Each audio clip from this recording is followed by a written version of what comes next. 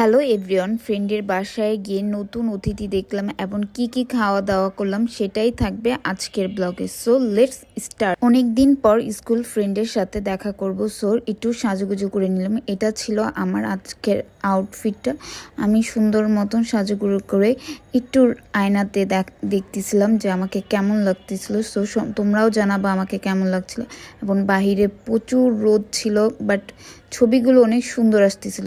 সেদিন আমরা চারজন মিলে খুব মজা করতেছিলাম আর ছবি তুলতেছিলাম। এই যে আমাদের নতুন অতিথি, ও হচ্ছে আমার ফ্রেন্ডের মেয়ে। সবাই মাশাল্লাহ বলে যাবেন, ওর জন্য আমরা সবাই একত্র হয়েছি। সেদিন ও সবকিছু রান্না করেছিল আমাদের জন্য। ওর রান্না খুব মজার হয় এবং খাবারগুলো খুব মজা ছিল। আমরা সবাই একত্রে খাচ্ছিলাম। পরে এই পিচ্চি বেবিকে এটা গিফট করা হয়, সাথে একটা ছোট লেটার ছিল ওর খালামুনির পক্ষ থেকে।